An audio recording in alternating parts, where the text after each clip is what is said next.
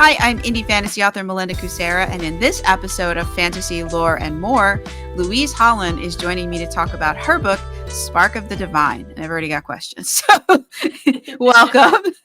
Thank you. Thank you for having me. I'm so excited. Oh, thanks for coming on. So tell me about Spark of the Divine. Well, Spark of the Divine is a little bit of an oddity in the indie fantasy world in that I can claim that it is a true story. Really? It is the story of the D&D campaign myself and my friends ran for 3 years. Well, I didn't run it, but I was in it. So a grand majority of the events that happen 100% happened in real life at the table. Were you taking notes? Yes, I have always been the designated D&D note taker, which has always baffled me a little bit because I can't read my own handwriting, but Me neither. I still got stuck with it anyway. I'm left-handed too, so it's a double whammy. But yeah, no, that's how I plot my books with my 7 notebooks full of trash. It's a good time.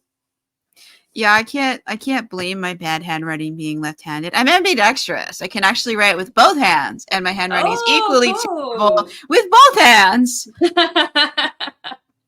So I'm just sort of screwed in the handwriting department. I was so happy when computers became like everywhere and like we didn't have to like handwrite anything anymore. You just type it, hit the print button, submit it.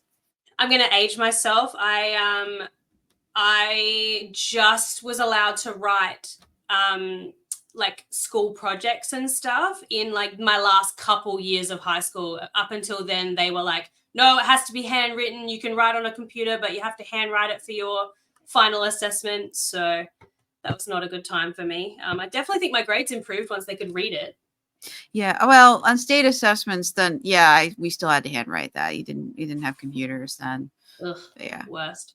But I was so happy when I was like, you don't have to write this and have to try and print legibly. That ain't happening. No, absolutely. So kids today have it easy in some regards. Nobody expects them to handwrite anything. And I'm so jealous of that because that was like my worst thing was handwriting, penmanship. I skip between non-cursive and cursive. So sometimes you can read the print letters and then other times it's just a loop. Yep, same. And I have no idea what the loop was meant to represent. But in the moment when I made the loop, there was a reason. We'll figure it out. It's why my author signatures work so well because it's just a loop. You can't read it. I know what it means. That's awesome. Well, since it's not your books, then readers will know it's you. Yes, hopefully. They don't think some random person's come in and signed somebody else's book. Well, then you can claim it's one of the characters. You're like, I don't know what happened. That's an idea. So your friends know that you. But let's talk a little more about this D&D thing because this is kind of neat. Absolutely. So you're doing this D&D campaign with your friends for 3 years, taking notes, and then like, how did you just go to them like, I want to make a book of this, and they're like, go for it, enjoy, or how did that go? Pretty. Well, I've always wanted to write, and I always had. I had skeletons of ideas for writing novels, and I would get, about halfway through the process and kind of just lose interest and not really know where I wanted stories to go. And then we got into playing D&D in 2018. So we've been playing for a long time now.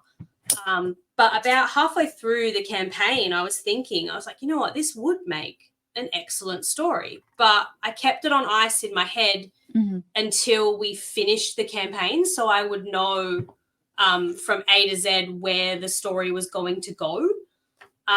Because I think that was my main problem was not being able to see a definitive ending for any of I just wanted to write fan fiction and just go on and on and on forever. Whenever I tried to write anything else.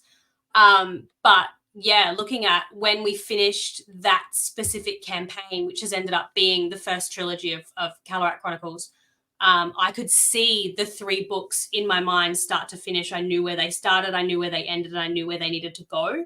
And from there, it was a matter of picking which stories made it in, because I don't know if you've ever played D&D, but you can spend a good 6 sessions doing a random side quest that has absolutely nothing to do with the main plot storyline, just because somebody asked the right question or the wrong question at the right time. So some of those little stories made their way in as references and, you know, nods to the campaign, but I couldn't put everything in. So I think that was the main problem with writing this into a novel, is that I had to figure out what to keep and what not to, because I had too much material, which I feel like is usually the opposite problem. Yeah. Wow. I usually have too much to put in. Yeah. Characters tend to like run away and like, well, and then this happened, but what if this happened? Wouldn't it be cool if? And I'm like, well, maybe it would be. Let's explore this for a few chapters. That's why novellas are so popular. I never really got it before I started writing, and now I'm like, I need to write a novella for every single campaign story beat that didn't make it in, you know? Yeah, especially if they're, because like sometimes there's just really fun stuff and you're like, all right, this really doesn't fit. Yeah, I can't get it in there. Yeah, there's other stuff I had to change as well, because you end up, a lot of D&D is you roll when you don't know what you're doing. So you're like, can I roll a history check and see if I remember where we're going, because I don't remember.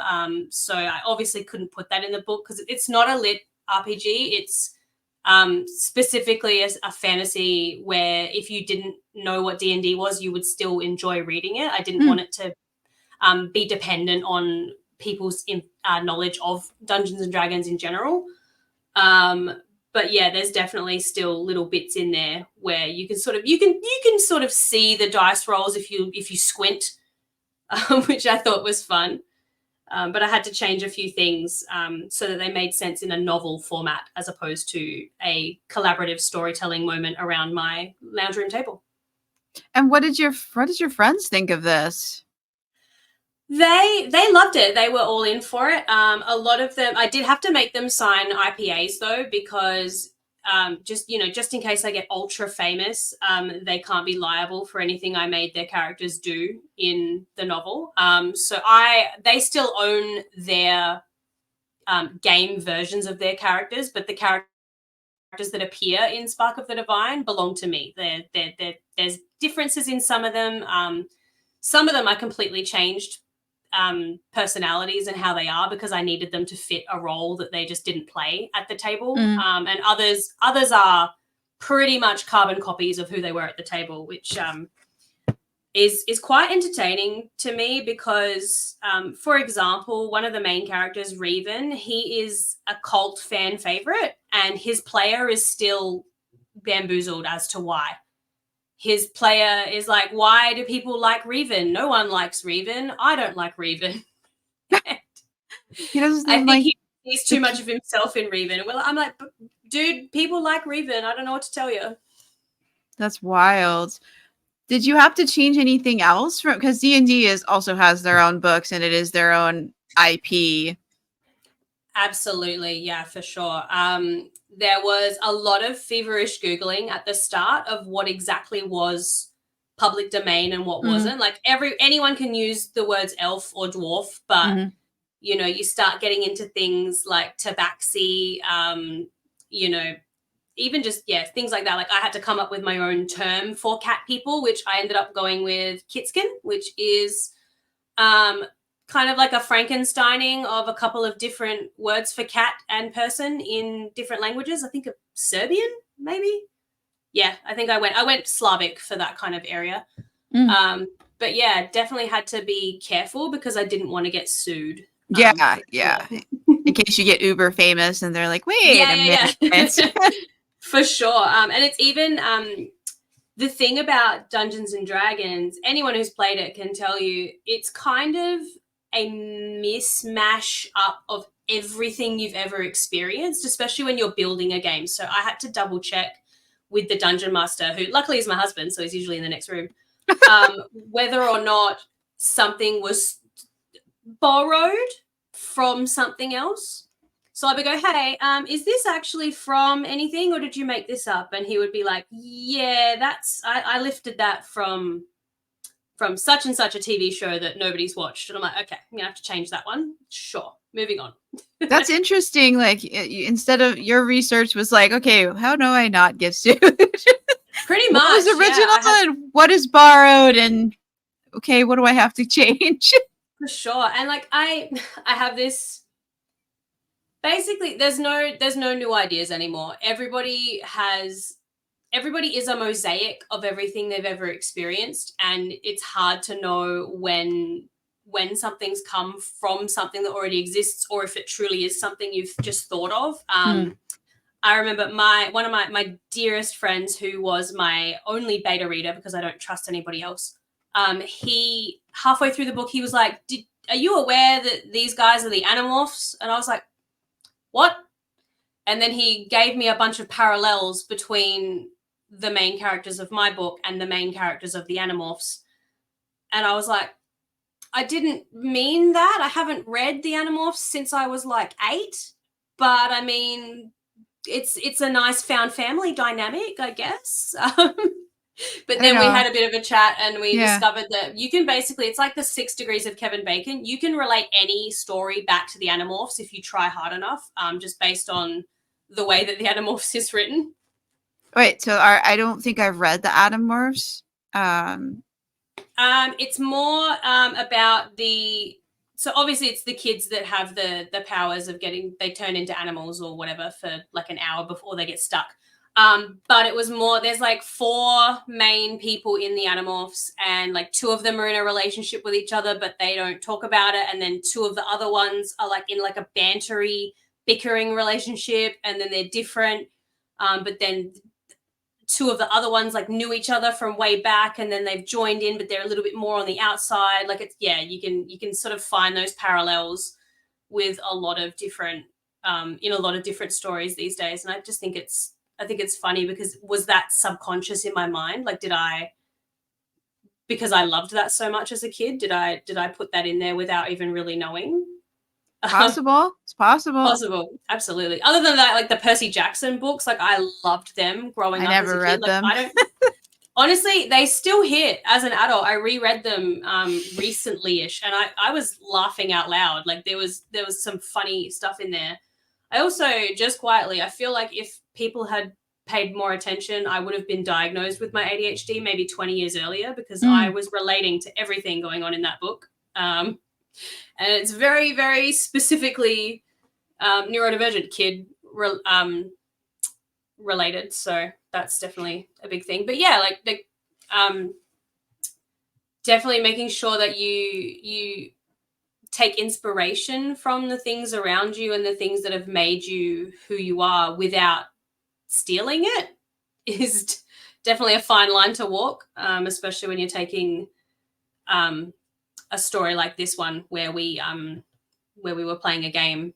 Was definitely a bit of a tightrope walk. I was very lucky though, because my husband homebrewed a majority of the game, so it wasn't, I mean, we were using the Dungeons and Dragons like way that it works in the game, but we weren't following any sort of module that they, you know how they make the pre-made things. He wasn't using anything like that. So this was a custom campaign from start to finish.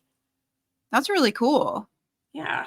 Someday I'll have to like play D&D, just because I've never done it before. Like my cousin and a friend, they were going to do it. I never heard back if they actually did. The timing didn't really work. Yeah, the timing didn't really work for me, because like I commute to the office on certain days, and it's a long commute, and I'm completely brain dead. And that's like when they wanted to do it, and I was like, I won't be able to won't be mentally there enough to be, properly participating in it. And then I was afraid. I was like, what if I get ideas from like literally everything. Like doing laundry, like random idea has nothing to do with laundry, and I do not know how the idea came up. I don't know what sparked it. Well, I'm just standing in the laundry room, the communal laundry room, just pulling sheets and towels out of the machine. Yeah. So I was like afraid. I was like, how many more ideas are going to get stuck in my head if I play this game when like just doing mundane things like the dishes, and I'm You're like, a wouldn't it character be hoarder. like, how do dragons clean dishes? Do dragons do dishes? Like, my brain goes off in these ridiculous tangents as I'm like doing dishes and other mundane things. But, you know, like, what if dragons? Oh, absolutely. Yeah. I love a good dragon story. Yeah, me too. Yeah, okay. So then let's hear more about Spark of the Divine, the actual story, now that we've heard Yes. how it came to be, which is very cool. Spark of the Divine revolves around a group of lovable misfits who they have to attempt to restore the power of the gods, which has been stolen and siphoned for nefarious purposes. It is a classic 80s style adventure novel. There are romantic subplots with multiple characters. But in the true essence of the story is about faith and hanging on to it even when it seems like it's all been lost. And death, there's a lot of death in there too. Well, like, I feel like anytime you talk about religion, like that just kind of creeps in there, because religion is mostly like, I haven't encountered a religion that wasn't like somewhat focused upon death. What happens after you cease to exist? Where do you go? Sure. What happens to you? Can you do anything to go to a better place? You know, like there's a focus on that and less on the here and now. Definitely. I feel you have to be careful as well when you are crafting a fantasy universe that has gods that are widely accepted to be real. Like, I know in the real world, we, as a society of 6 billion people, all we do is argue over who is the correct person about whose religion is right. But then when you've got a fantasy world where the gods are materializing in front of people and giving people magical powers, like it's a lot harder to sort of have that discourse, because I mean, how do you like, I feel like it's hard to have an atheist character in a book like that, where, you know, you've got gods coming down and standing in front of them and they're like, okay. Well, I mean, I guess they could think they're imposters or just people who have a lot of magic who are masquerading. I think you could still have atheists, but it would be a twist on it. It wouldn't have the usual atheist arguments. There'd be some kind of twist on it. I could probably write it. Yeah, no, Reven in the book, Reven is definitely skeptical. I'm going to say skeptical of the level of involvement the gods have with their world, especially there's a whole thing. We'll probably need to make this podcast 6 hours long if I'm going to explain the religious lore of Spark. So I will buckle in, get some snacks and some water.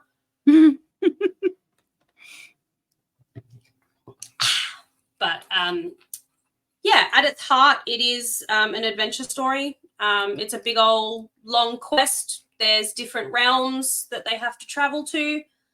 And the crux of the matter is, you know, how far would you go to save your god if they were attacked and had their magic drained? I guess it depends on what your god can do for you. Yeah, that's fair.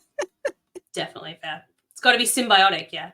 Yeah, because like if you go through all that effort and save them, and then they're like, you know, cast some kind of death spell on you, and they're like drain your energy, and they're like, just give you a thumbs up. They're like, thanks, bud. Yeah, they're like, did you think I actually cared about you? Like, there'd have to be like, you'd have to know that like you would get like, because I'm sure like you're gonna rack up like debt and like wounds, and you're leaving your life for a while to go on this. So, you know, maybe your house gets repossessed. You know, like maybe your family is angry at you because you missed like, you know, events and stuff. Yeah. Like, see, that's why everyone's so traumatic. Everyone has such sad, traumatized backstories, because like happy, well-adjusted people don't go on quests like this because they're happy at home.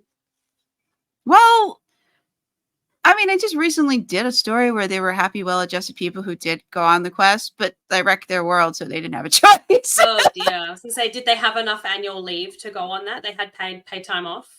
Well, something happened, and some characters went to the past and did something that like rippled across time. So they're walking, or so they're just going with their life, and everything changes around them, and they remember this, what their life is supposed to be, and this rewritten history that they now have, and they're like, the hell just happened?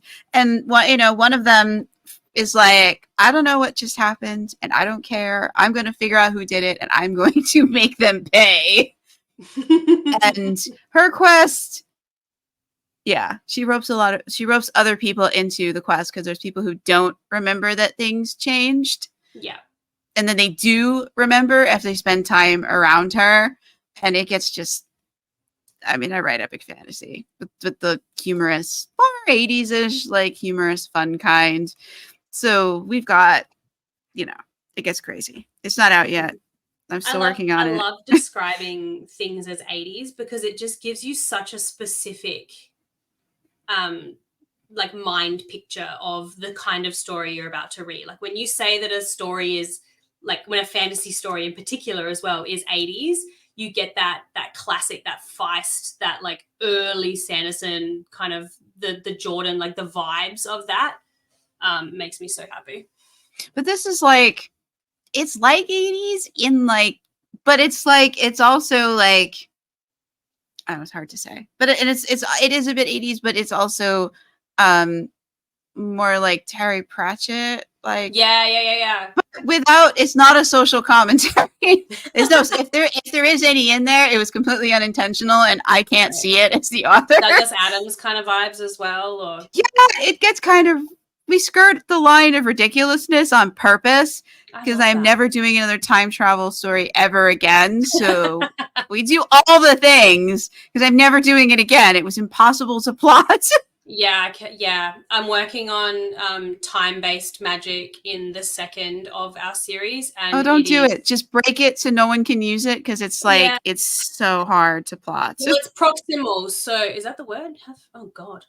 It's more like you can only affect things that are close to you. You can't go and wreck things on a grand scale. You can only affect something that's happening right in front of you. Okay. Yeah. I think is saving my butt a lot. Because otherwise it would be screwed. But I'm flirting with writing different chapters from different points in time, which is interesting for me, but also that's a plotting nightmare, as I know. Yeah. My entire plotting process is a nightmare. Like people, when I write out of order, and people think that that's disgusting, but I have to write the ending first, or I don't know where I'm going. So I kind of write backwards. Like I'll write the ending, and then I'll write the beginning, and then I'll kind of throw some scenes along in the middle, and then I'll kind of stitch it all together like a weird little quilt. That's cool. I used to write like that. But then I started a Patreon where I had to provide chapters, and you had to actually write things in order. Yeah. When people are talking about like their betas reading, I'm like, no, can't do that. I'll change things too many times for that. I'll feel too awkward giving them something, and they're like, oh, I like it. I'm like, yeah, I hate it. I've deleted it. Sorry. Yeah, no, I have the rule that if it goes up on Patreon, I'm not allowed to delete it. It has to stay. And I work full time, so like I'm like literally writing the chapter and then posting it. I try to get ahead of it. It's so hard. But it like, I've noticed from like starting and writing to the end, because I have to post the chapters and you can't post them out of order.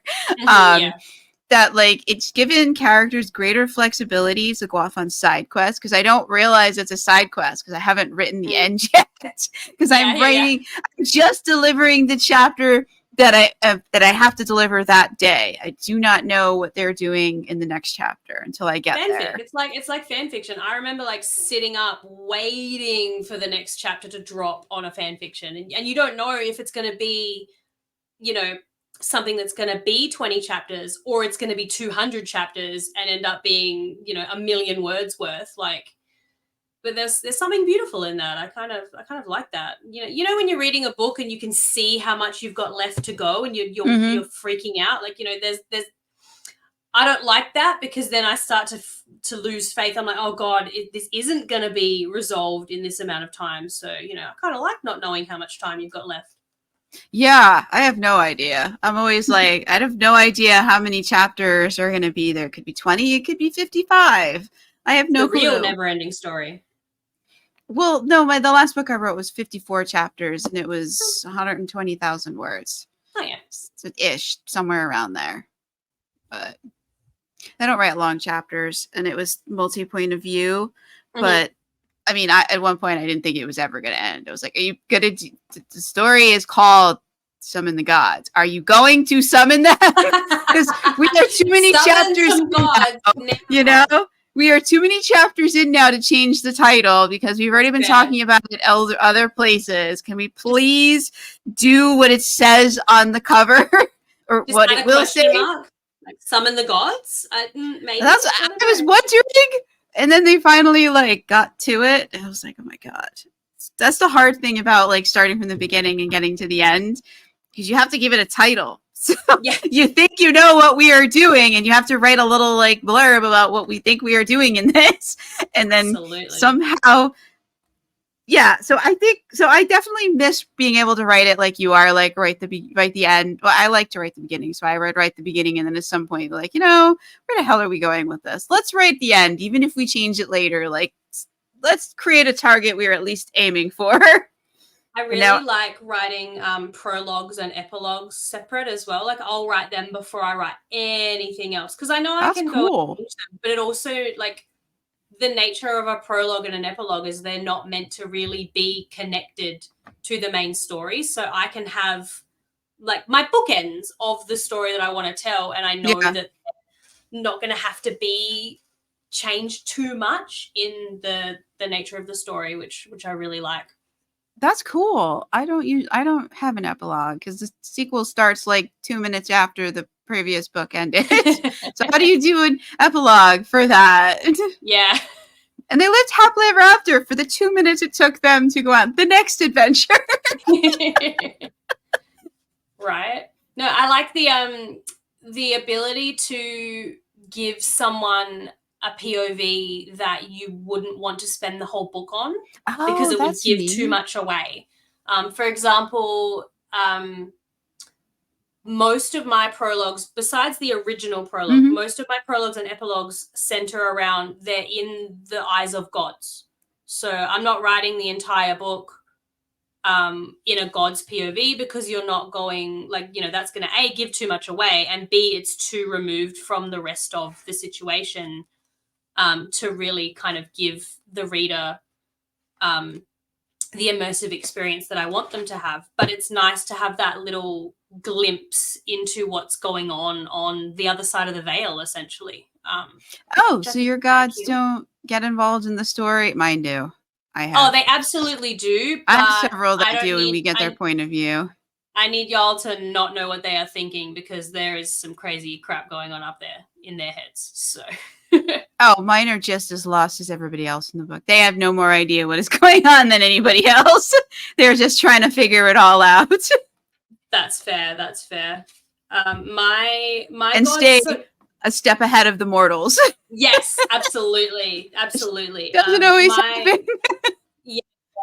My gods had generational. So in the lore of Kalaraak, there was only one god for upwards of 50,000 years, until his betrayal was revealed, when the other gods started to break out of the prison that he had imprisoned them in, and had taken all of their power for himself so that he could be the one god. So once everybody found out about Ryan taking all of the power for himself, they turned on him. He disappeared. No one knows where he's gone. But some of the gods that have now started to leak back into the world, they were the original gods, but others haven't come back yet. So then their mantles, or their the god of judgment, the god of wisdom, the god of this, that, and the other, some of those mantles are still empty. So people have you know, there's been instances of mortals ascending and taking those mantles because they're free. Oh, that's and cool. then, you know, and then there's been, you know, there's wars over them. There's contestants, blah, blah, blah. What's the word I'm looking for here? Contention? Yeah, that's what I'm looking for. Yeah, like two gods fighting over the same mantle, essentially. Because one gave it up because they didn't want to be in the prison, and another has come along and taken it once the prison's been cracked. So there's a lot of discourse between the old gods, I suppose, and then the younger gods they're more powerful because they haven't been in the prison, but they're also less. They don't know what they're doing. So does anybody really? Does anybody really know what they're doing? Absolutely, not really. I don't. That's I have cool. to have I've got like a whiteboard. I've got a giant document, but then I've got like a whiteboard as well where I have like the layers of the god lore, because I've got the lore that everybody knows, and then I've got the lore that most of the gods know, and then I've got the lore that only Vrian knows, because only Vrian knows why he did that to all the other gods and where he's gone. So I have to be careful that I don't accidentally spoil, you know, the big reveal of the entire series when, you know, if I'm not careful, because I get carried away because I want to talk about it. I'm like, oh my God, like this, and this. And then, you know, I've accidentally ruined the plot twist of the entire series. Not just the book, the entire series. So this is probably a good point all right. So Spark of the Divine is book 1 in a series. Is it the only one that's out? Are there other books that are out? How many books are in the series? I'm planning on a trilogy. I don't plan to do anything more in this specific story set. I may drop a couple novellas here and there, but you never know. But this contained story, when it was plotted, the 3 years that we played fit really well into 3 arcs. So a trilogy made the most sense. But it took me 2 years to write Spark. And I didn't know what I was doing for the majority of those 2 years. So now I know what I'm doing. I'm a little bit faster, but at the same time, now I'm marketing and promoting and doing things for Spark that I really wasn't doing beforehand. So nobody knew I was writing except me in my little crappy office. So there's definitely a bit of a juggle there. But I'm writing book 2 and 3 kind of at the same time. I don't know if that sounds weird, but I need to know some of the things that have happened in the story as we played it. I'm like, I don't know if that belongs in book 1, in book 2, or book 3. So I need to be able to kind of weigh the scales and move things around if I need to. So they'll probably release quite close together, to be honest. So we have to wait a little bit longer for book 2, but we're going to get book 3 faster. So I'll hope that's a consolation for most people. So are you looking at maybe sometime in 2020? Well, we don't have a whole lot left. I mean, we're in April of 2020. It's April, but no. Yeah, but like, no, I mean, like for everybody else, there's like, 8 more months. But like in terms of like writing books and stuff, like, especially like if it's not your full-time occupation, like it takes me like I guess like 10 or 12 weeks to write a book from start to finish, in between doing all the other things. If that's all I am doing outside of the other things and not doing anything else, not marketing, not anything, well, just end the newsletter, because I love my newsletter. I love my newsletter subscribers. So I show up for them every Monday with a new story about what shenanigans the characters have gotten into this week. Amazing. How they have hijacked things this time. They live for that, I think. But yeah, so like, but then you got like the editing and the formatting, and you have to figure out like how we launch in this thing. We doing a big thing that takes planning. Absolutely. And I learned so much from when I released Spark. definitely rushed it. And I think it was mainly because I was so excited that I'd finished the novel, and I was so excited to have it out in the world. But I was doing copy edits and proofread edits like a week before it was meant to come out. Like, it was not ready. It's fine now. But you know, the easiest way to find a typo is to publish the book, for sure. Oh yeah. But I've learnt from that like nobody's giving me a deadline except me. So if I give a deadline for another book, it's going to only ever be a vague, you know, whisper into the abyss. It's not going to be a hard yes or no for a timeline. Mainly because anything can change, anything can happen. This is probably my last year, though, of struggling real bad with consistency. Just because my daughter starts school next year, I'm very excited. So she'll be in school 5 days a week. So I theoretically will be able to write 5 days a week instead of having a weird, odd. I don't have days. I have to fight for my writing time. I have to claw it from all of the other things that I have to do. So I want to say late 2024, early 2025, but could be wrong. Could be more. Could need more time. And that's okay, because I'd rather have a book out later that is better. Yeah. Yeah, I totally agree with you there. But yeah, so we're recording this on April 12th, 2024. So if you're at the end of 2024 or somewhere in 2025, check and see if book 2 is out. But please don't hate me if it's not. Okay, I'm getting there. It's all right. I got plenty of books to keep them company. Yeah. Read Melinda's books while you're there, okay? It'll tide you over. Because I did the same thing with my first book. I published it probably before it was ready, but it was, you know, excitement, nerves, having no idea what the hell I was doing. Yeah, I see people doing all these crazy like releases and like cover reveals and all this stuff, and I'm just like, oh man, like would Spark have done better? Like, it didn't do badly, but would it have done better if I had known to make such a crazy, massive community connection beforehand? Because now I have it. Now I've made friends and I've made connections with people in the industry that are incredible. But if I'd had that behind me before I released my book, you know, the what ifs are endless. But I mean, I think I'm going to choose to take that as the second one and the third one are going to have more people behind them, and then people will pick up Spark from there. So, you know, it'll be fine. I can't even answer the question because I have 24 books published and I have not done a cover reveal for any of them. My cover reveal is I post the cover on my website, and then at some point like mention it.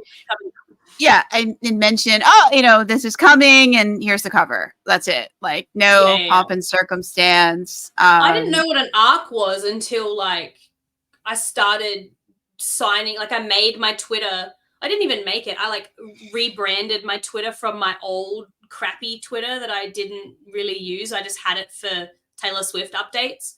And I changed my username to Louise Author, and then like tried to add some people and see what happens. And then, you know, people were like, oh, can I read your book? Like, can I be an ARC reader? And I was like, what's an, and I had to do some Googling and figure, and then, yeah, from there, I've learned so many things about the process, not just from, like, I was working off the assumption that it kind of works the same as trad. You kind of just write the book and then you chuck it out there. Like, but, you know, also I had no idea what was going on in trad either. Now I know the difference. Well, the difference is that trad takes a percentage of your royalties, but you still have to do the marketing. Yeah, they used to market you, but they don't anymore. Unless you're like JD Robb or Patterson. Stuff, yeah, not at all. Yeah. I mean, they do. Unless you're Nora Roberts, you're good. Yeah, yeah, exactly. Unless you're you know, Nora Roberts or James Patterson or like, you know, the big names, they market the hell out of those. But if you're a smaller name, that's the silliest part. Is like, they don't need marketing. It's Nora Roberts. Everybody knows what you're getting into when you pick up a Nora Roberts book. Like, she doesn't need advertising. No. I mean, if you get one of her fantasy books, though, you may not know what you're getting into. Um, And that's why blurbs are so important. I'm not gonna say anything because, like, I didn't enjoy it. I don't want to bash her. She knows what she's doing. She's a far better writer than I am, and has been doing this far longer than I have. And it's very popular, so other people liked it, even though I can't figure out what they liked about it. I get what they like about her romances, but not her fantasy books. So baffling to me. Like, there's a big difference between did I think it was good or did I like it? Those things are very different. Yeah. Not for me. If it was good, I liked it. If I don't think it was good, I didn't like it. I'm just very black and white about that. Either I like the book and I bought every sequel, or it was okay and I'm probably never going to buy another book by this person because we just didn't click for whatever reason. Yeah, I tend to be similar. I like when you become a writer, you notice things that people who are reading probably don't. In the way of, like, you know, when you can't take your head out of, oh, I would have structured that sentence differently and I would have moved this to down there, and I, you know, oh, I might have phrased that in a way that was more, you know, it was less exposition-y and more, you know, with the flow, and then, you know, you kind of ruin it for yourself. I haven't had that. It's more that I just didn't click with the characters. I mostly listen to audiobooks, though. So, like, I don't have the words in front of me. Yeah. All I have is the narrator's interpretation of the book. And so I'm always very careful about, like, not generalizing if I didn't particularly enjoy the narrator's narration from the actual book itself, because that's not, I mean, get to it, depending on if they're an indie, then yes, they chose this narrator and I can't, and I don't know, they must not have listened to any of this person's performances or they would have not gone with this person.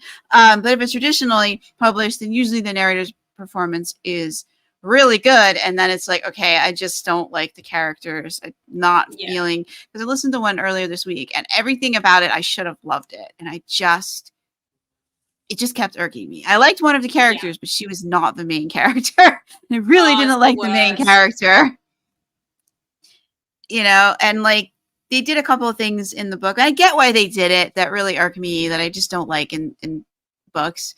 And I was like, you know, I'm just not going to get the sequel. I like this other character, and I would read more about her, but I do not really like the main character. He's arrogant. I think that's what it comes down to, like, if you care or not. Like, if a book can get me to care about the characters and what happens to them, then I will forgive a lot more easily when it comes to things like how they've structured things. Like, I can't handle basic spelling errors and grammatical issues. Like, I can't. I'll ditch the book. But things that, you know, maybe could have been worded a little bit better, if I'm absorbed in the story because I want to know what's happening to the characters, I'm not gonna, like, nitpick that too much.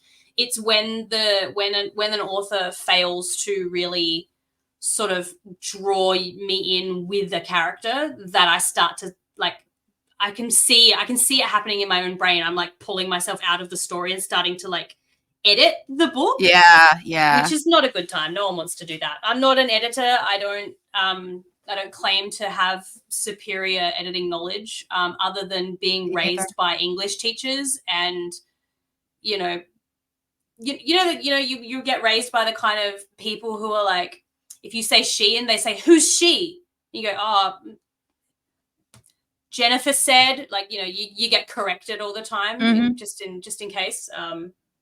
I didn't have that. My mom and my dad were blue collar workers, so. Oh no, my dad was blue collar. My mom's dad was an English teacher, and he, like, an English teacher, and he was very proper. And mum kind of filtered that down. So that was very fun. It's funny because, like, it makes them sound posh, and they really were not posh at all. They were very, very lower working class, but they sounded fancy. So that's cool. That's cool. I did not get any polish or posh for my upbringing. As the But grandchild of immigrants, I did not get any of that. I guess it depends on where you immigrate from. I mean, yeah, these guys are technically immigrants because they came from England to Australia. But yeah, my mum still has kind of an accent, which is nice. But then it makes me sound more Australian when I'm speaking to her, and I'm like, oh, I want to sound fancy.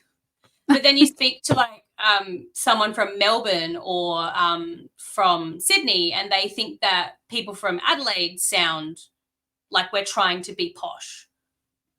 So you know, that's always interesting as well. It's the different dialects, the different like tones and stuff of the accents is really interesting. Apparently, as South Australians sound more like they're trying to pretend to be English still.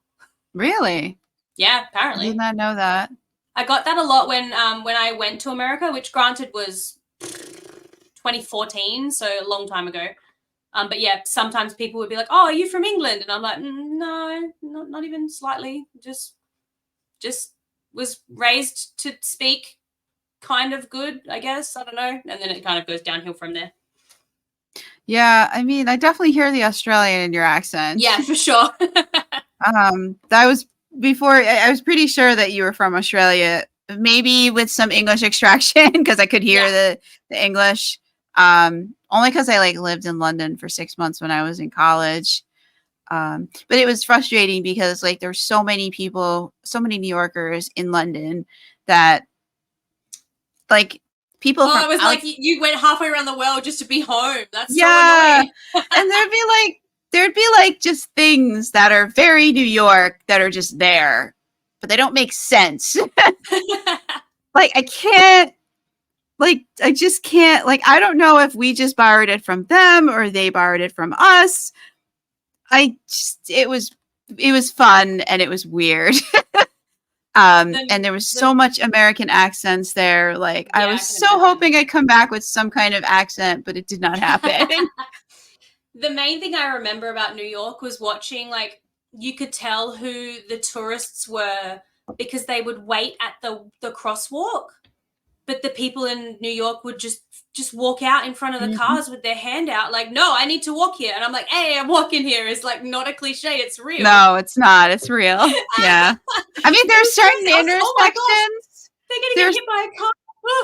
Well, there's certain intersections where even New Yorkers are a bit careful because, like, there's some blind curves where you can't. So, like, yeah, like there's this particular. I don't know if it's still there because I haven't. I used to work near Grand Central, and there was this one particular like street that I was always very careful. Everybody was very careful about crossing. But yeah, like. Yeah, and it's not just like in New York City either. It's like because I live in the suburbs outside of it, like same thing. We're like, no, I'm walking here, or they stare you. They don't even do the hand; it's the stare. Yeah, I think all the streets going in one direction in New York probably helps because you don't have to look both ways. They don't all go one direction. Many of them do, but there are two. There's 2-way traffic, and it's the like it just depends. I used to be able to rattle off the ones that have one ways and whatever in Midtown because I used to work in Midtown. Yeah. But not anymore. I haven't worked in Midtown in like 20 years. No, less than 20 years because the last time I worked in Midtown was 2008, 2007, 2008. Yeah. Which was not 20 years ago, but soon will be. Oh, sounds so weird, right? Yeah. But, it's time, Like 20 years ago was 1993. I'm sorry. Like it's just how it is. It's not even close anymore, but it's still in my brain. That's what it is. I know, for me too. And then I'm like, I was 13 in 1993. Rather be in 2024 though, because we have all this cool technology that I desperately wanted in 1993 but didn't exist. Oh, absolutely. I desperately wanted to take my music collection and put it in my pocket, put in something into my ears, and listen to it. I enjoy having magically shuffle. But that did not exist then because we had CDs and I hated them. Oh, you gotta love the big Discman thing, like you're carrying around your wallet. with all your CDs in it, and Yeah, and they scratched. Like, you'd get the CD and it'd be scratched like the next day. Like, it was impossible. Like, you could not get it in and out of the Discman without scratching it. My Discman was held CDs, together with a DVDs. scrunchie because I dropped it so many times. You had to like hold it closed so it would play. Yeah, I had a rubber band around mine. Yeah. But like the lid had only like these two little things, Yeah, and it was very easy to snap them. You didn't even have to drop it. Yeah, like just open it to violently, and it would just come apart. Like, they were not designed for teenagers. That's all I have to say. Very much was so happy when MP3s came out, and like I had like one of the first few MP3 players. It wasn't great, but I didn't have to deal with CDs anymore, and that made it great. And then LimeWire became a thing. Yes! BearShare. I had Kazaa, BearShare, and LimeWire. Yep. Trying to download some Taking Back Sunday and some Blink onto my iPod that was bigger than what my phone is now. Yes. Oh my God. Weighed like 2 kilos. Good times. They had this weird circular like thing that you used to navigate, but it didn't always read what you were doing. So you'd be like, no, back. Ugh. So you'd be like pressing into it with all of your like strength, trying to get it to like read what you were trying, what direction you're trying to like move the little mouse in. Yeah, good times. Very much glad with the technology we have today. Like my phone is practically its own little computer. It's incredible. I'm just sitting here thinking, I'm like, how can I make a fantasy version of an iPod? Like just bardcore. Like they've shrunk musicians down and they've like Pixies them. Pixie musicians. They just follow you around and play music. I've definitely got more than one character that would enjoy noise cancelling headphones. I can tell you that. I have one character who like she just randomly hums when she goes into battle because like she's like, and the character's like, "What are you doing?" That's it. And she's like, "Well, I need battle music," and like, "Are you gonna sing it?" I didn't think so. Amazing. She's also a warrior angel, so we don't mess with her. But do you want to do an excerpt? I feel like usually we do it earlier in there, but sometimes we do it later. But it was such a good conversation. I didn't want to interrupt. We can cut paste it. We can put it at the front. No, I mean, I've done them at all different points of the interview. It's just wherever the conversation naturally allows for it. And I did not want to interrupt earlier because it was such a fun conversation. And so interesting about the D&D. So I was like, we'll get to it eventually. Yeah, absolutely. It's on the checklist. Yeah, we'll make it. This podcast's gonna be 8 hours long. That's gonna be good. I can definitely do a reading. Let's find somewhere cute. Okay, just give us a little intro into where we're dropping in, so we're not lost, so we can run around with the characters. So everybody get your swords ready. Yes, everyone get their battle music up and their swords ready. This is chapter 8. It's in the POV of a girl called Lessie. And it is they've traveled to someone's house, the West Keep, and they're just about to go down the hill and say hi when one of them catches a crossbow bolt and gets knocked off their horse. So that's where we are at the story. And the first word is a swear word, so I apologize. If anyone's got kids listening, you can cover their ears now. Okay, go. Shit. Leslie heard the projectile land with a sickening thud before she saw it. May had been knocked backwards off her horse, and there was a goddamn crossbow bolt sticking out of her shoulder. Valandaris whirled around and charged his horse in the direction the arrow had come from. Revan followed, Grandel jumping from their horse's back as it whinnied an alarm. The other horses nickered frightfully, ears back, tasting the fear that had surged through their riders. Leslie moved without thinking. She dismounted, boots slamming into the packed earth of the path. Time slowed. This is what she was good at. Camden had frozen in panic, staring at May and trying to rein in his horse, which was tossing its head about and blowing in fear. Leslie yanked her pack from her saddlebag and clicked her fingers to get his attention, but he didn't seem to hear her. Hey, Leslie said sharply, and his focus snapped to her. Ride to your front gate now. Tell them what happened. When he didn't move, she raised her voice. Get help, you idiot! Camden swore and took off, his horse galloping downhill towards the keep, kicking up dust. Grundle had moved behind May and taken a defensive stance, anticipating further attacks, and Leslie threw her pack at him. Get out the small brown stoppered bottle and some cloth, she barked. Her father's voice, hope for the best, prepare for the worst, pulsed in her ears like a heartbeat. Put the liquid onto the cloth and soak it. Grundle did as she asked, long fingers making quick work of the task. Leslie kneeled next to May, who hadn't moved from her back since she hit the ground. She was awake and breathing, winded by the double impact. The bolt had taken her in the right shoulder, just below her collarbone. It looked clean, but it was hard to tell. Blood blossomed onto her yellow dress and stained the ground below. Her eyes were wide and full of shock.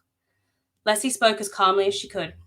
I'm going to sit you up, and it's going to hurt like hell, you hear me? May, breathless, nodded. Leslie eased her up, one hand on her back, trying to brace her, and May let out a small hiss of pain. Leslie assessed the wound as clinically as she could.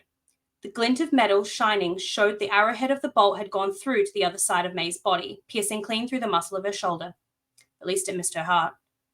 Leslie steeled herself for what she knew came next. She had little experience with divines, but what little she'd observed over the past 3 months spoke volumes, her brain emptied of everything but the bones of the truth. May could heal herself, but not with the bolt still in her body. The wound was leaking blood at a concerning rate. They could all soon be facing similar injuries. She had to get May back up, because if May went down, they all did. I'm going to have to break it to get it out, Leslie muttered, low and calm, more to herself. They were goddamn lucky the bolt's shaft was wooden. Do what you need to, May whispered. She seemed surprisingly composed given the current circumstances. Leslie inspected the bolt, trying to find the best purchase point. May winced when any contact was made, but voiced no complaints. Only her sharp intake of breath betrayed how bad it was. Leslie found her gloves and yanked them on. They wouldn't do much, but they were leather, so at least she wouldn't end up with splinters. She tried to judge where she could get a decent hold on the arrowhead. It was wicked-looking, long and serrated. Grundle braced himself against May's back. It was all he could do to help. May's breathing was even but shallow. Her face had gone pale. Too pale. Leslie was out of time. She gave herself 15 seconds. In for 6, hold for 3, out for 6. On 3, she said, keep her still. Grundle nodded. May squeezed her eyes shut. Leslie gritted her teeth. 1. Leslie threw all of her weight into her arms and snapped the tip from the spine of the bolt. May gasped from the pain of the jostling and the shock, but Leslie had already reached around and yanked the rest of the arrow out from the original impact point. 2. She tossed the arrow to the side and ripped the soaked cloth from Grundle's hands. She placed it on either side of the wound, pressing the material into the puncture to staunch the bleeding that had surged from the arrow's removal. Leslie exhaled. 3. Emerald shimmered over May's body as she called upon her gift from the mother. It was like the light came from within, rushing over her skin and becoming brighter when it reached the injury. May sighed in relief. Leslie pulled the cloth away and watched, fascinated, as the glittering light sunk into the wound, filling it until there was nowhere left for it to go. A faded pink scar and a hole in the dress were all that remained. It was like it had never happened. Leslie peered at the puncture, the puckered mark now only faintly visible beneath May's collarbone. She still held the blood-covered cloth, so heavily soaked it had begun to stain her gloves an odd shade of maroon. Her mind flashed with an old memory, an image of red wine splashing onto their table at the bar, soaking into the wood, forever altering its color. There would be more evidence of that spill than this injury. I could have sworn she'd take so much longer to heal a wound like this. After holdfast, she had to rest for days. May sat up straighter, exhaling loudly. On 3, huh? She questioned, eyebrow raised, eyes still dancing with faint emerald sparks. Tossing the bloodied rag aside, Leslie shrugged. It was how she'd been taught. People tended to tense on 3. Luckily, May seemed to accept the shrug as an apology. Well, that wasn't exactly the warm welcome I was expecting, she said, reaching a hand to her hair and brushing the dust from it. She looked down at the non-existent wound and frowned at the damaged fabric. Oh, Mother, this is my favorite dress. There we go. I think we'll stop there because I'm running out of saliva in my mouth.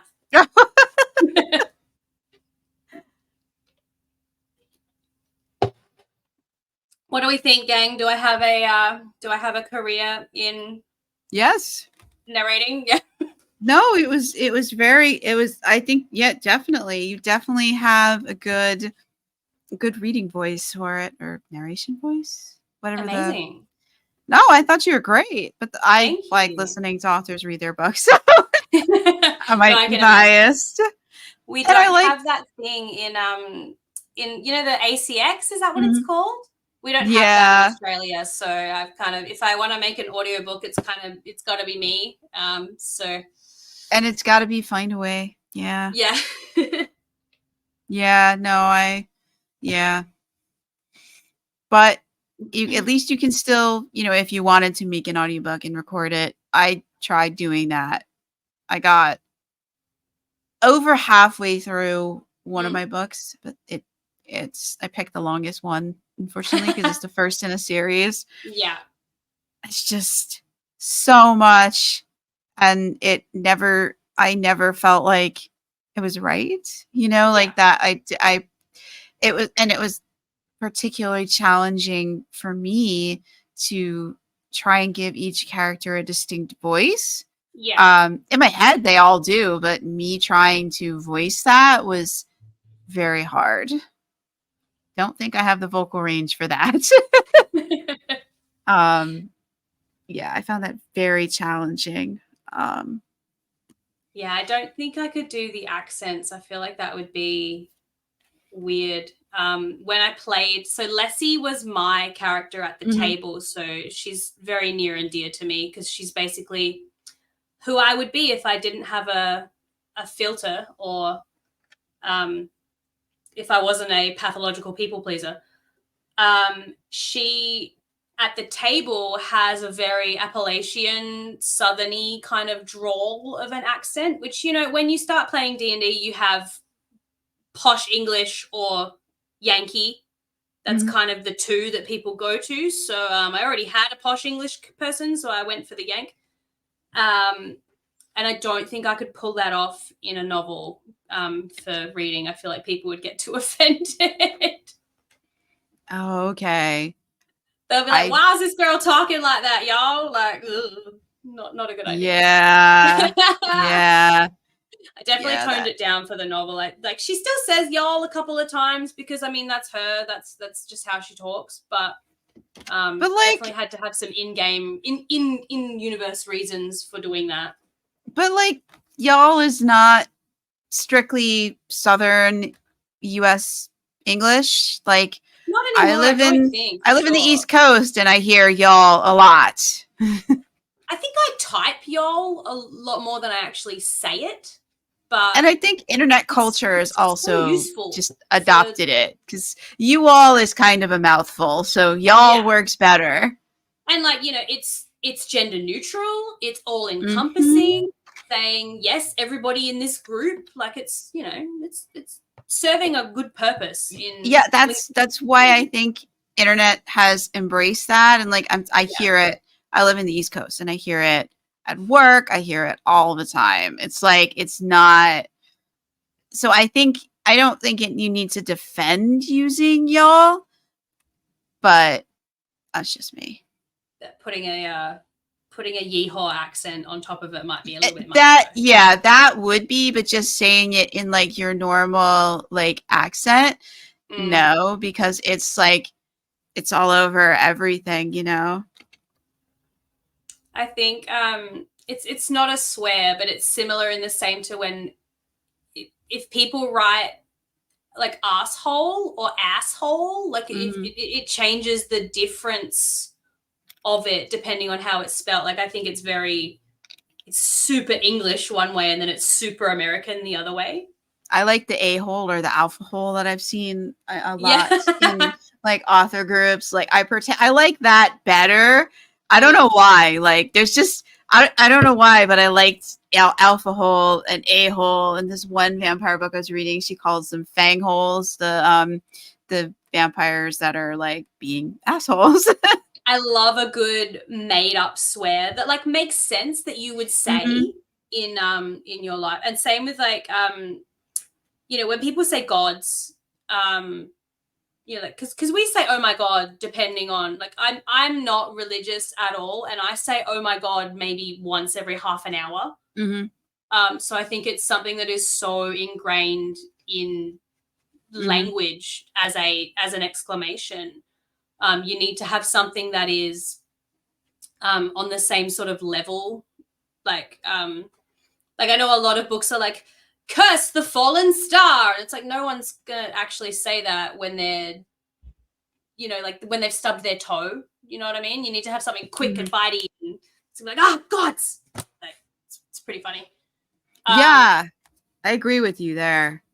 But like having different, I guess, is it? I don't know if it's a classist thing, but like I have people who are nobility in my novel, and they tend to swear by saying, "Oh, 7 realms," like they're very posh about it. And then you've got Leslie who's dropping "God's damn it" every 10 minutes. And then I found it one of my most favorite things to do as an author and as a writer is to kind of integrate things like that. So like as those two characters become closer, they start swearing more the way that each other does. So Leslie will drop a couple of 7 realmses here and there, and the other will drop a couple of God's dams that they probably wouldn't have said before integrating into this friendship group, which I think is fun. I like dropping little Easter eggs like that into there. The kind of things that you're like, oh, I don't know if the person did it on purpose, or if anyone would ever even notice. But I did it on purpose, and I loved it. I mean, it makes sense that you would start talking like someone if you were hanging out with them. Yeah, it's like Revertigo. Like, you know, when you see people that you went to school with and then you suddenly start talking like how you did in high school, it's Revertigo. Oh, I hadn't heard that before. I like that. It's from a TV show, I think. I don't remember. But yeah, it's like you have these different, they're not masks because they are parts of who you are for real, but you show different parts of yourself to your work friends or to your family or to your parents, and having, you know, being able to show those tiny little different sides of people is one of my favorite. It's one of my favorite parts about writing, but it's also one of my favorite parts about writing third person limited, because you can have this person be talking and having their own inner monologue of how they view themselves, and then you can switch to somebody else and have them be viewed in a much more positive light or a much more negative light, depending on where you want to go with it. But I like Leslie in the books is definitely a lot of she's in her own head. She doesn't think she's good enough. She's not raised right, you know, that kind of stuff. Eat the rich, I'm very eat the rich though, but that's fun. But then you move into other people's POVs and they see her as capable and responsible and, you know, a little bit too, like she needs to loosen up a bit, you know, whereas Leslie's like, oh, I need to try harder. I find stuff like that, like little parallels like that, to be so much fun to write. Yeah, I can see how that would be fun. I don't, like, a lot of my books take place in the same city. I don't think it's like harder, like when you're living in the same city in the same country, to like, it's not really differences in dialect, but like there is like class. And like they should all be using similar vocabulary since they've all lived there for many years. Significant portions of their lives have been spent there. Yeah. So I don't really get to like do that so much. It's a lot of fun. I definitely recommend it.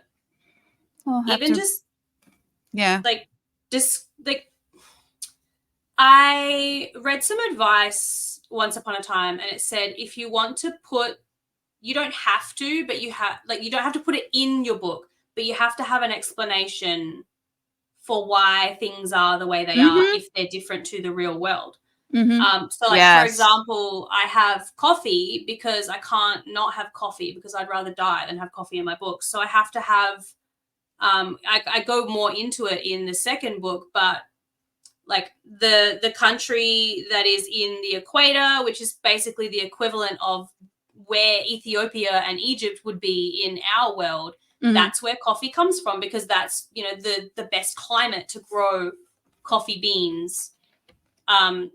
Is it the exact same process? Probably not. I don't know. I'm not really going to go into it. No one really cares. I mean, some people would, but as a whole, people don't care exactly how and where their coffee beans were made and filtered and packaged and then brought to their house. But in a fantasy world, they want to be at least like, okay, well, at least they've got an in-world explanation for why they're in there. I think that's important too.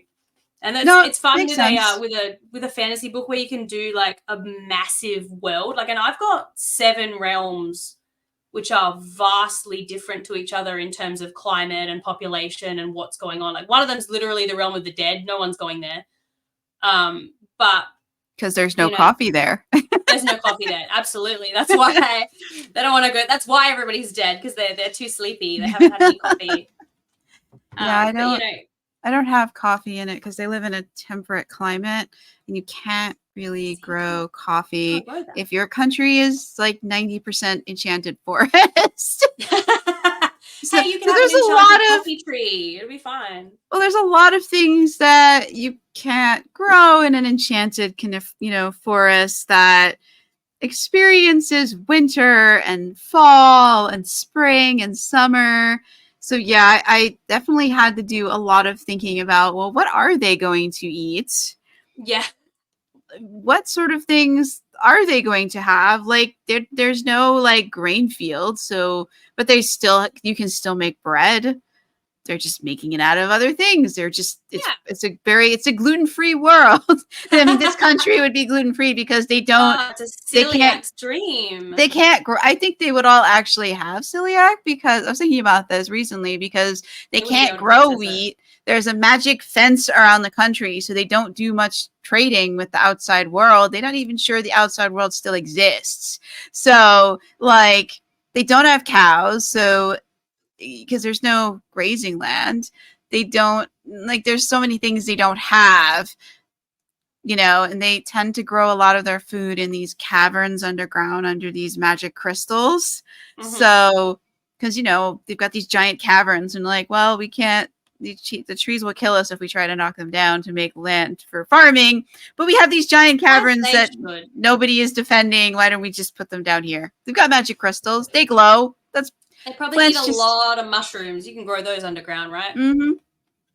Yes, but you can grow other stuff too. Like root vegetables don't particularly care, where you grow them.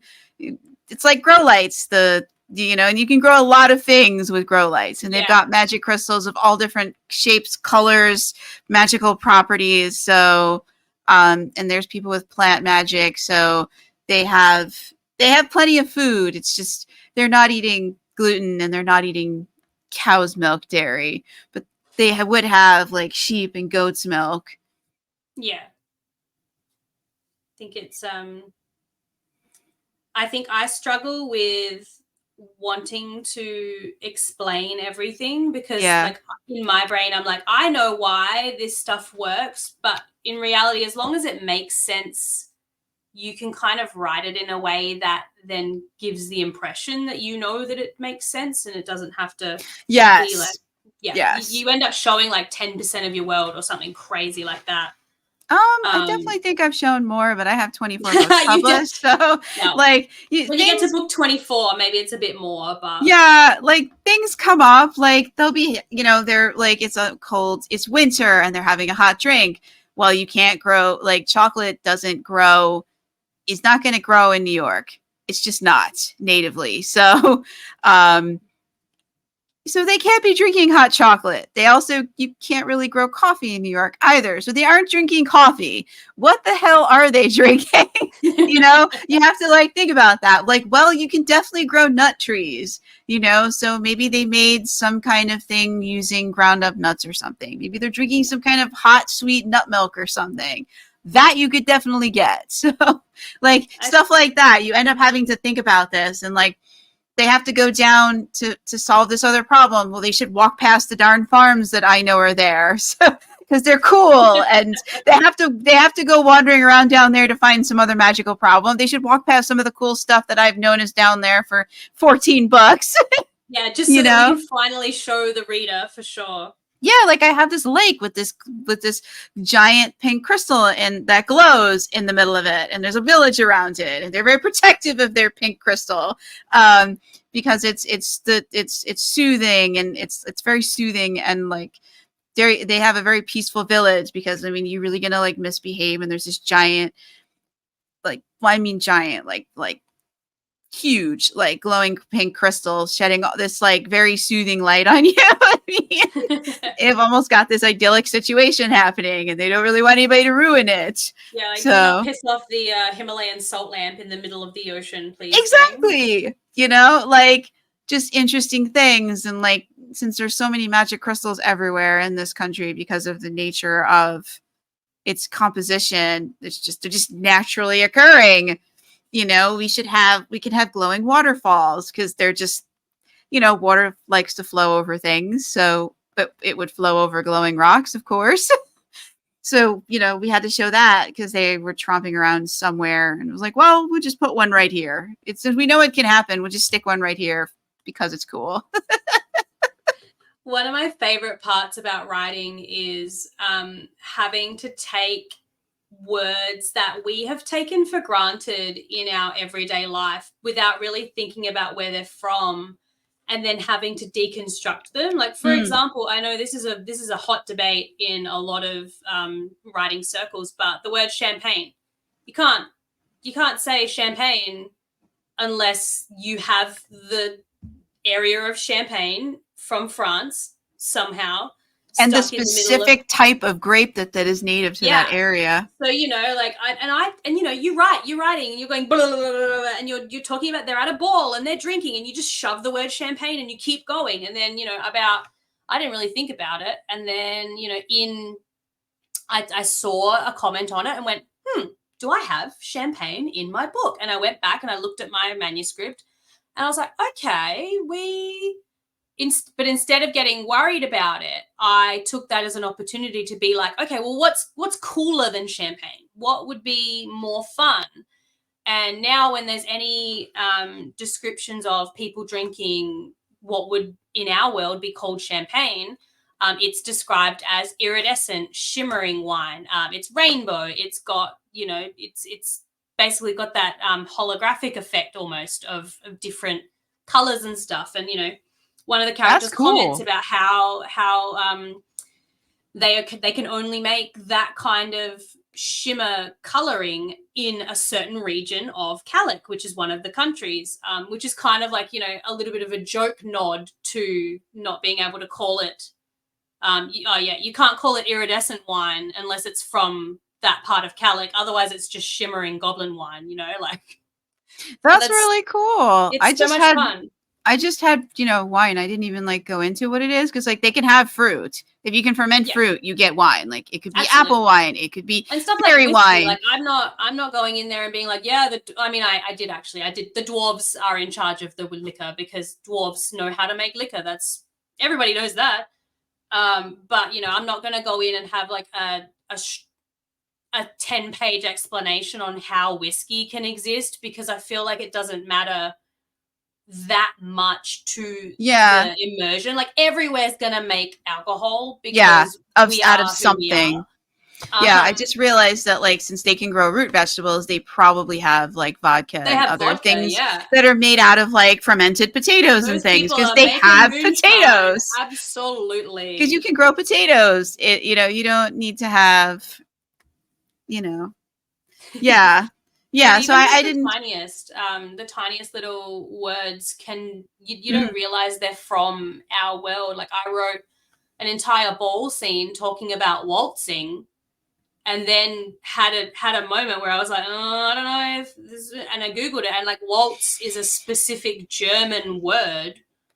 So I had to come up with a new way to describe what they were doing, and I had to break down the steps of a waltz. So like people are reading it, they know it's a waltz, but I don't call it that because it kind of would break the immersion. Mm-hmm.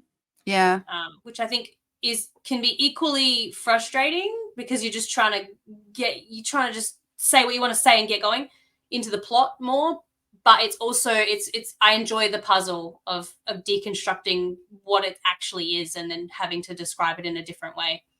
Yeah, no, that's definitely part and parcel of writing fantasy. Is that you definitely have to figure that, like I said before, they don't have hot chocolate, so they don't have coffee. So what are they drinking on that cold evening? Because they're drinking something, and it's not alcoholic. Because the kids are drinking it too. So we need to come up with something. You know how they make like non-alcoholic wine? Maybe they do that for mead. They make like non-alcoholic mead for the children. They could definitely have mead. That was something that, because they definitely have honeybees and they have honey. So, and they could have, because of where they are, they have maple trees. So they can have maple syrup. So they're pretty nicely situated. No chocolate and no coffee, but I don't think I could do it. I don't think I could do a world with no coffee. I think I might die. No, I mean it exists elsewhere, but like I said, magic fence around this country, so you would be very hard to get the coffee. I would be attempting to yeet over the fence to get back to the coffee. I'll do but it's not so nice on the other side of Doesn't sound nice. It's there for a reason, you know, a very important reason. Maybe someday the characters will go there and we can like go past the wall and see what actually is over there now. They don't seem to be interested in that. So after 24 books, we've not gone to the wall. The realms are all disconnected. Like they used to be much more integrated with each other, and then during Vrian's reign of being the only god, before he was revealed to be the false god, he disconnected them all. So people are still like the vast majority of people in the Kalaraak world don't know about other realms.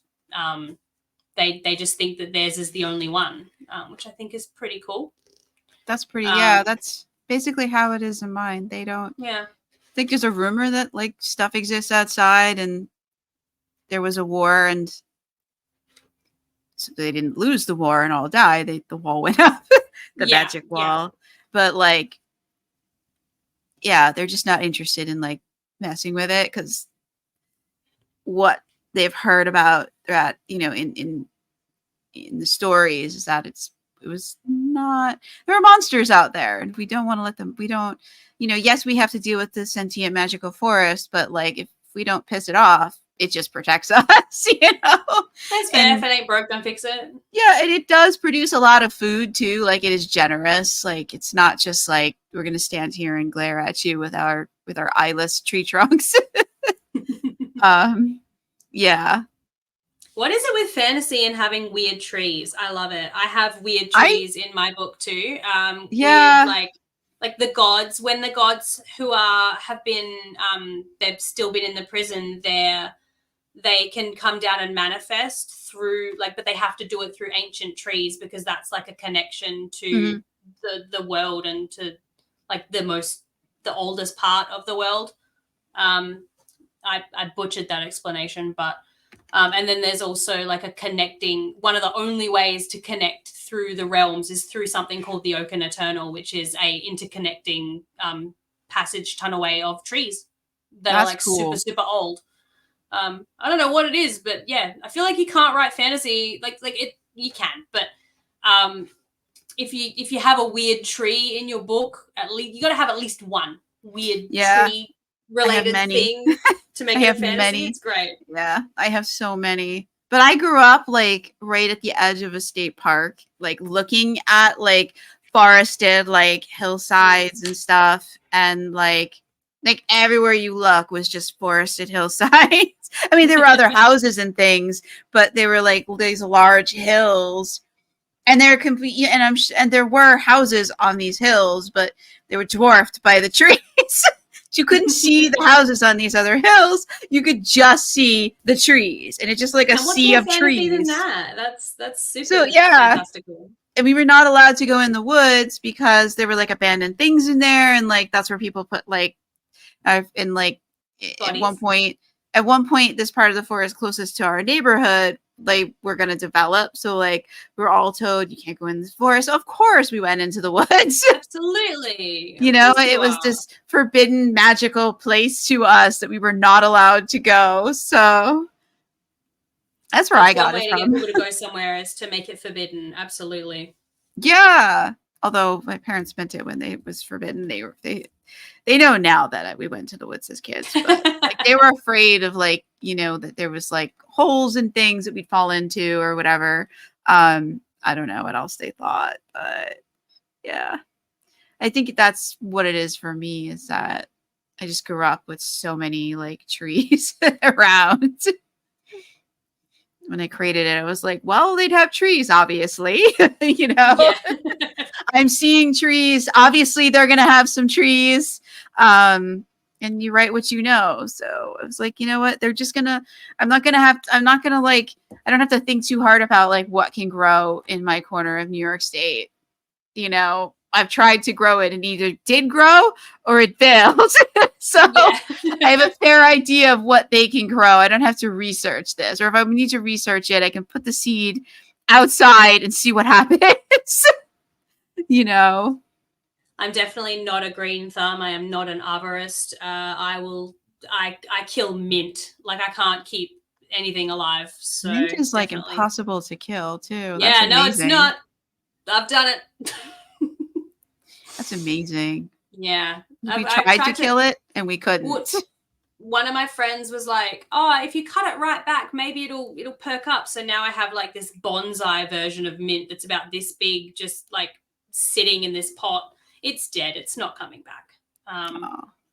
Just go buy another one. Go down to Bunnings and get another one, I guess. But I mean, I guess it depends on the mint, because spearmint, which is the one that grows wild all over. I grew up in Putnam County, New York, all over the place. That and like the wild raspberries, and we had I think they're huckleberries. They look like half a blackberry. Like they have the little black lobes, but there's not that right. many of them, but they kind of look like a blackberry. I think they're actually huckleberries or something. Are they? Do you And eat them? Like, are they yeah, good? oh yeah. Oh yeah. And then there's the black raspberries. Yeah, oh yeah, we have a ton of berries. So I was like, they're just gonna have a ton of berries because, you know, I gotta cut these damn because they're viney. They're like Mm-hmm. canes, and like they'll just creep across and just take over your entire driveway. Like, I'm sorry, did you want to park here? We want the sunlight and we want to make berries, so you're gonna have to park somewhere else. I'm not kidding. Like, and they have Amazing. thorns, so they're not fun to like rip out. And they just come right back. Like, you take them out and they're just back next week. They're just like, hello, were you Like the trying to park here? agapanthus, we have that. You want to Yeah. park here? No, I'm sorry, I want to grow here. Park somewhere else. Yeah. But yeah, so like, you know, you write what you know. So for a lot of my books, they're living in a country that's very similar to New York in terms of Yeah, climate and stuff. So that's all the fair. stuff that grew, you know, that I had to rip out as a kid, you know, and all the berries that I picked, like they just have all of that. And I don't have to think about it. You know, I don't have to justify it, you know. Yeah, I for sure. you know, so like that makes it easier. But I always admire authors who are not writing what they know, or writing about like environments that are like vastly not, you know, dissimilar to anything that they know, because that is hard. You have to look up every little detail to see if it can grow there. Yeah, there's a section of the novel where they realm shift to the realm of fire, Mm-hmm. which I did a lot of research into how things survive in like volcanic environments, because the entire realm is volcanic essentially. Like and it's lava. It's you know, the sky, there's no discernible sunlight because the sky is so filled with ash, but it's you know, the heat of the planet, the heat of the realm is coming from the core, so it's radiating up instead of Mm-hmm. going down. And I did a lot of research, but also I found you know those like David Attenborough kind Mm-hmm. of docos where they do like the volcanoes and then they do the ocean or whatever, watching those and looking and like hearing the descriptions of the stuff, that is really helpful for like describing environments that you've never been to. Because it's cool to see, have the picture at the same time as hearing the words of it being described. That's really helpful for that. Because at first I was like, there's not going to be anything there. It's a barren wasteland of literal fire. And then, doing research on how plants save water and what kind of animals would live there. And even It'd like be very people, fertile because the volcanic ash is super fertile. Yeah. And even just going further, like they don't meet anybody from there, but they do see them from a distance. And the people in Ignatia live as high up in the mountains as they can because the heat is radiating from the core of the realm. So you go higher because everything's backwards, everything's topsy-turvy. When we're here, heat rises, but it's a different realm. I can do what I want. But so they're kind of like, it's getting hotter the lower they are. So they built all their houses into the mountainsides up as high as they can, which I thought was that really makes cool. sense because heat radiates, and unless you have something up top like a roof or like a layer of like atmosphere holding the heat in, it would just radiate out into space. Yeah. So that would work. It was really fun. I'm looking forward to going into more of the other realms as I write more books because it's so much fun. It's so much fun to like have different environments that on purpose they can be weird. Because in your core realm that you want your reader to feel, cozy. It's cozy and familiar. Yeah. With just a little bit of weirdness to kind of make it separate into fantasy. But then when you or start like stepping not into weird, other places, but fantastical. Like that's more what I go for. Like that it's cozy, our home realm, but there is the fantastic. Yeah, for sure. But then you go into different. I get to take them to the realm of Fae. That's it's been described in the book as like that's where all the cursed elven people went because they refused to stop worshipping Vryan, and all the other gods banished them because like Vryan is an awful person, well, an awful god, let's say. Well, and gods are people too, and people too. They can make mistakes. But like I haven't. They didn't go to Adreica in this novel, but I definitely want to take them there at some point because it's it's about as weird as you can get, and it's definitely going to have more weird trees because I love weird trees in a good fantasy. Yeah, me too. Let's make them pink and purple. I don't know. And water. There has to be some interesting water feature. Absolutely. In mine. I don't know about others, but just interesting because water flows, so it's gonna flow over something magical. Fair. That's just what it does. It flows. So if there's something magical in its path, it's probably going to flow over it, under it, around it. And be influenced by it. Or maybe it's not influenced, it can go you can go in so many different directions with it, just as like plants will grow pretty much anywhere. And the magical feature will have some effect on that. Yeah. I don't know, like, I guess air could I guess the magical feature could have some effect on air, but that would be harder to show. Because you don't generally see the air. If you do see it, it's a problem. Run the other way. It's probably a tornado, and you should probably definitely get out of there. Seeing things in the air, like a cow. And if fire starts shooting out of the magical feature, also run away quickly. Yes. But yeah, like plants and water, like that can be, you can take it in such fantastical ways, and like and they can get up close with the fantastical thing without it being like, unless you wanted to kill them. But yeah, you can do so much fun exploring with that sort of thing. But not so much with like magic having an effect on air or just random fire shooting out of things. That gets a bit dangerous. Yeah. Is there anything else you want to say about Spark of the Divine? I feel like we've been on here for an hour and a half. Yeah. I'm starting to fade because for me it's like 9:47. It would be, and for sure. yeah, I guess just that it is for people who grew up really enjoying escaping into those fantasy worlds that still felt like home. Because I wrote the book that I loved to read the most when I was younger. And I think that's really what's most important. And also for people who love characters who feel really real, because these characters literally were real people that I took from my D&D table and shoved them into the pages. Do you have anything in the back of the book talking about the genesis of this, about the D&D game that you guys played? Or yeah, they're in the acknowledgements. There's also a glossary too. I like a good little glossary of all the little weird terms in case you couldn't remember what Antithia, which realm it was, that kind of thing.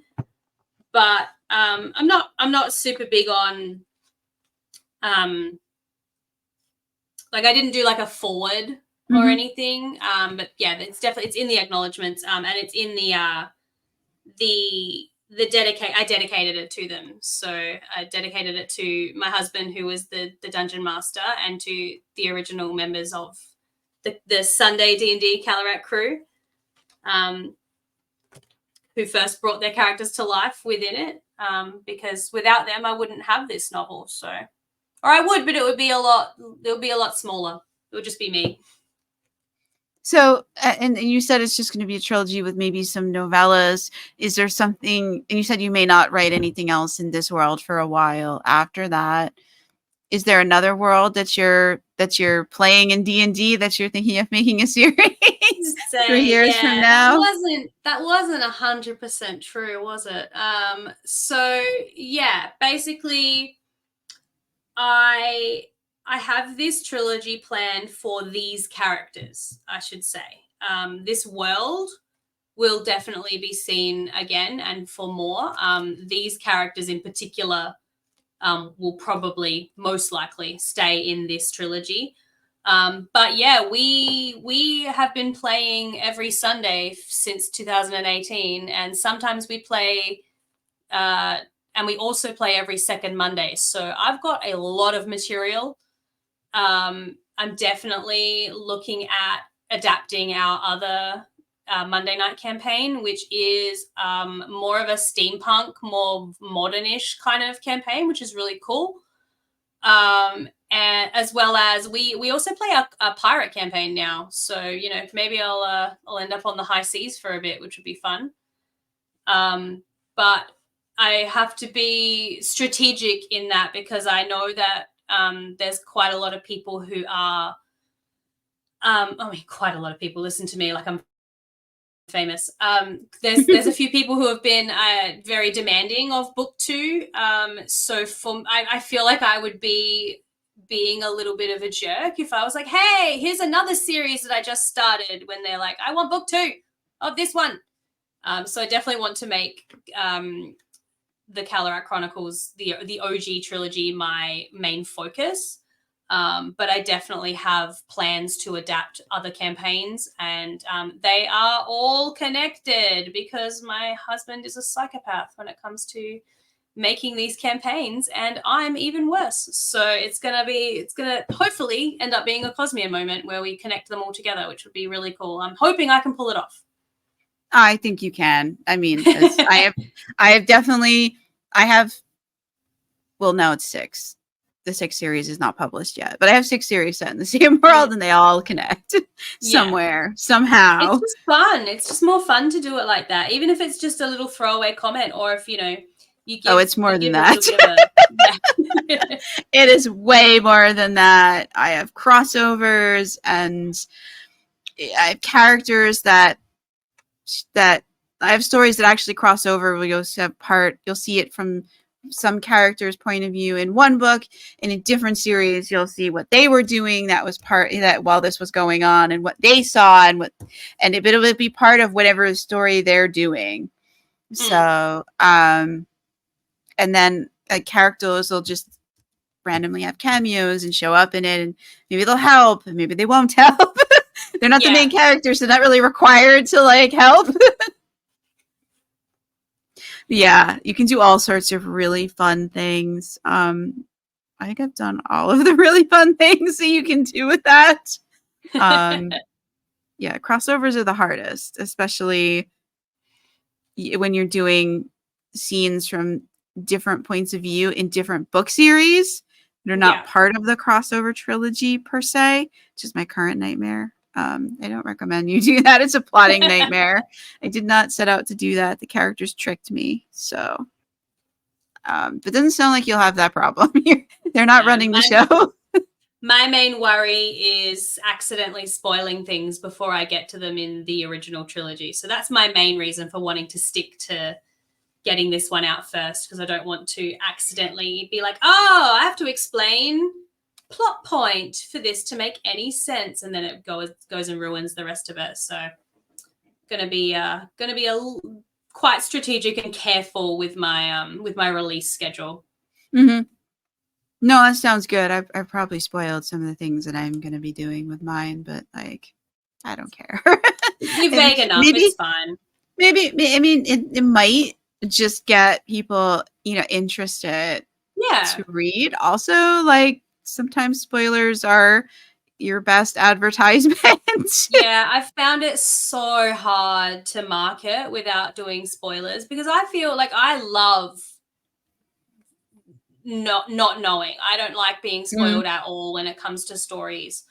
And I think specifically for my story, it does the book a disservice to know what happens as you go into it. Especially like, for betrayals, or for who's done this and who's done that. But then those are some of the coolest parts of the book. So try and sell it without telling anyone. So you got to get the sequels out there before you spoil it. Yeah. Yeah, absolutely. Because if you wait too long, like I did, you just can't help it, because you just want desperately to write that story, and you just can't seem to get to it because the character's like, no, we don't want to do this story yet. Well, God damn it. Can I at least talk about it? Right. Yeah. Thank you so much for coming on the podcast, and you're definitely welcome to come back and attempt not to give away the spoiler when the second book comes out. Thank you so much. We'll see how well you do on that. Yes, we will. We will. Hold it to me, audience. Thank you. Yeah. So this has been another episode of Fantasy Lore and More. In this episode, we had Louise Holland, and we talked about Spark of the Divine and all the really cool things that sparked that story. So there's links in the show notes in the description, depending on where you're listening or watching, so you can get a copy of the book. And I hope you will. It sounds like a really fun adventure. So hopefully I will see you in the next episode. We have another fantasy author, another fantasy book, and we hope that Louise will come back with the sequel maybe next year, maybe end of this year. We'll see. As soon as I can, gang. As soon as I can. That'd be awesome. Thank you so much. Have a great day or great night wherever you are.